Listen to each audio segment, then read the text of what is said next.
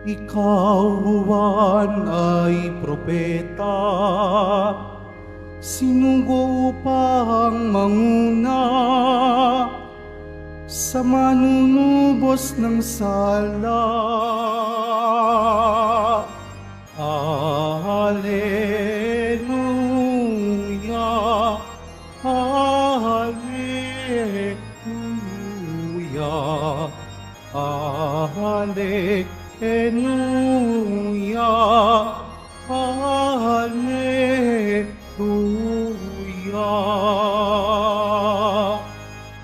Sumainyo ang Panginoon. At sumaiyo rin. Ang mabuting balita ng Panginoon ayon kay San Lucas. Papuri sa iyo, Panginoon.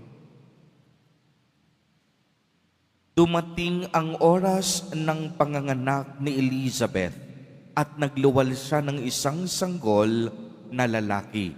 Nabalitaan ng kaniyang mga kapitbahay at mga kamag-anak na siya'y pinagpala ng Panginoon at nakigalak sila sa kaniya. Nang ikawalong araw, dumalo sila sa pagtutuli ng sanggol.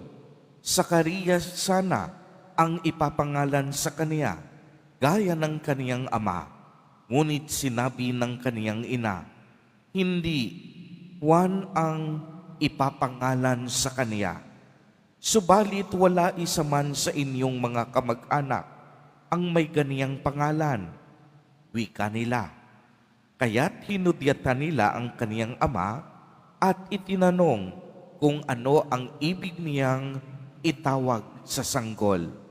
Humingi siya ng masusulatan at sumulat ng ganito, Juan ang kaniyang pangalan. At namangha silang lahat. Pagdakay, nakapagsalita siya at nagpuri sa Diyos. Natakot ang lahat ng kanilang kapitbahay. Ano pat, naging usap-usapan sa buong kaburulan ng Judea ang mga bagay na ito. Pinakaisip-isip nila ang lahat ng nakaalam at ang kanilang tanong, magiging ano kaya ang batang ito? Sapagkat maliwanag na sumasa kaniya ang Panginoon. Lumaki ang bata at naging malakas ang kaniyang espiritu. Siya'y tumira sa ilang hanggang sa araw na magpakilala siya sa Israel. Ang mabuting balita ng Panginoon. Pinupuri ka namin, Panginoong Hesukristo. Magsiupo mo ng lahat. Magandang umaga po sa inyong lahat, mga kapatid kay Kristo. Maligayang kapistahan po sa inyong lahat. Pakibati muna ang ating mga kapatid, mga katabi, Happy Fiesta, maligayang kapistahan. Sa lahat po ng ating mga taga-subaybay sa iba't ibang online platforms at sa lahat ng ating mga kadiboto, sa iba't ibang panig ng Pilipinas at maging sa buong mundo kung saan tayo ay naaabot ngayon ng ating live streaming. Mapayapang umaga din po sa inyong lahat. Purihin at dakilain natin ang ating Panginoon, ang mahal na poong Jesus Nazareno. Gayon din ating palakpakan ang nagdiriwang ng kaniyang kaarawan. Sa araw na ito, ang ating dakilang patron, San Juan Bautista.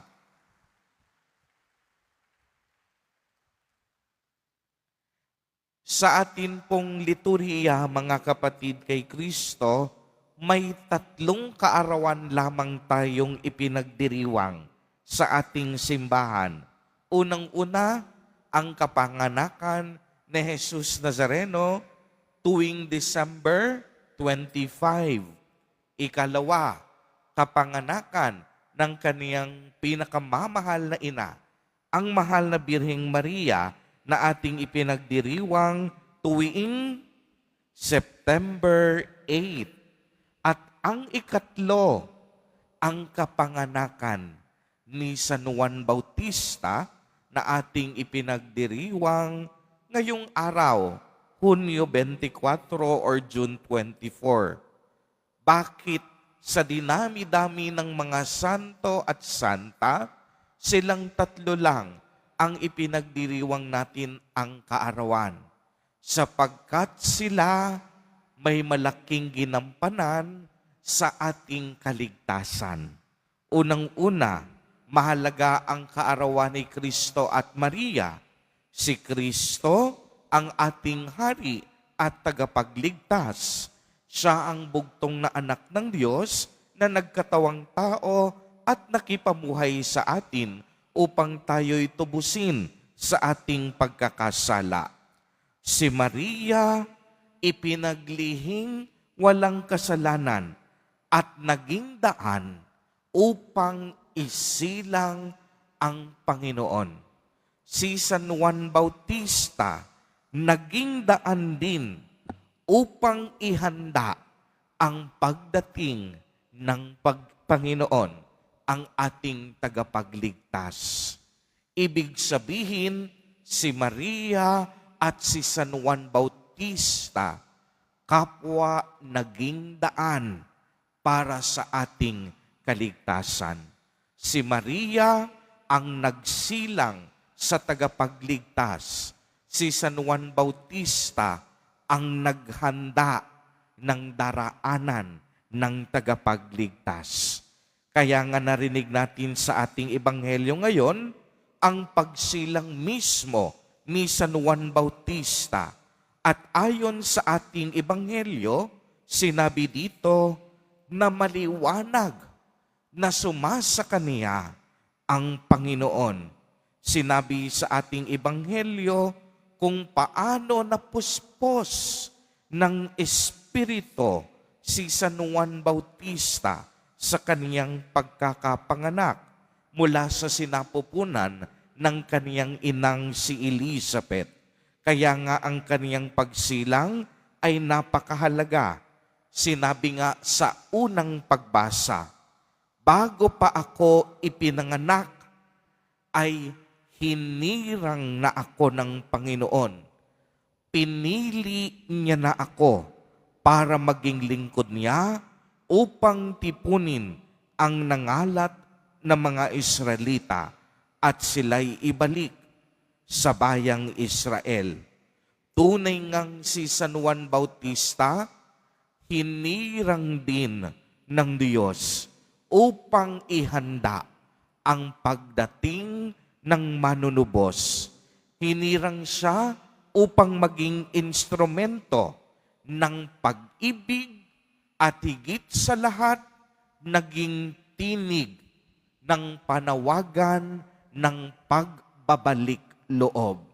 Sa ikalawang pagbasa, narinig naman natin ang mismong pahayag ni San Juan Bautista at sinabi niya sa kabila ng paghirang sa kanya ng Panginoon na hindi siya ang Kristo, ngunit siya'y darating na kasunod niya. At ano pang sinabi niya? Hindi ako karapat-dapat kahit taga-alis ng kaniyang panyapak. Kaya nga kung mayroon tayong matututunan at mauunawaan kay San Juan Bautista, yon ay ang kaniyang pagiging mapagkumbaba. Pagmasdan ninyo itong mabuti. Bagamat sa kaniyang kapanahunan, marami na siyang tagasunod. Ang mga tao, ang mga tagasunod niya, inakalang siya na ang Kristo na darating at ipinangako. Subalit, maliwanag kay San Juan Bautista ang kaniyang papel na ginagampanan at malakas niyang ipinagsigawan na hindi siya ang Kristo.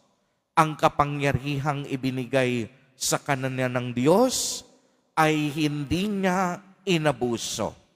Ginamit niya ito upang magbinyag at maging propeta at hindi upang ipagmayabang ang natatanging kapangyarihang ibinigay sa kanya Kung inyong mapapansin, si San Juan Bautista walang yabang sa katawan. Matuwid na tao, matapang, at laging pumapanig sa katotohanan. Ang nakalulungkot sa ating kapanahunan, yung iba sa atin, pinagkalooban lang ng maliit na bagay, pero napakataas ng tingin sa sarili. Kung hamakin nila ang kanilang kapwa, ay ganun-ganun na lang. Kaya nga kahapon, inihanda na tayo ng ating ebanghelyo at sinabi sa ebanghelyo kahapon, huwag tayong manghusga ng ating kapwa dahil tayo rin punong-puno ng pagkakamali at kakulangan. Ang tanging pwede lang humusga sa ating gawain ay ang tanging nakakakilala sa atin at yan ay walang iba kung hindi ang Diyos. Kilala tayo ng Diyos mula nang tayo'y isilang hanggang sa kasalukuyan. Kilala ng Diyos ang ating kahinaan at kalakasan. Alam ng Diyos ang ating lihim at tinatago sa buhay. Kaya wala tayong karapatan na husgahan ang ibang tao. Hindi natin alam ang kanilang pinagdadaanan. At tayo din sa ating mga sarili, punong-puno ng kahinaan. Kaya naman, si San Juan Bautista, tunay nating inspirasyon, isang matuwid na tao, isang taong tagapangalaga at tagapagtanggol ng katotohanan, isang taong walang yabang sa sarili. Mga kapatid kay Kristo at mga kadiboto, sa araw na ito, alalahanin natin ang kadakilaan ng ating butihing patron na si San Juan Bautista. Maging huwaran nawa natin ang kaniyang kababaang loob at mapagkumbabang puso. Maging maibigin din sana tayo kung ano ang totoo at pawang katotohanan. Tulad ni San Juan Bautista, ihanda natin ang ating mga puso para sa pagdating ng ating Nuestro Padre, Jesus Nazareno. Amen. Purihin at dakilain natin ang ating Panginoon, ang mahal na poong Jesus Nazareno.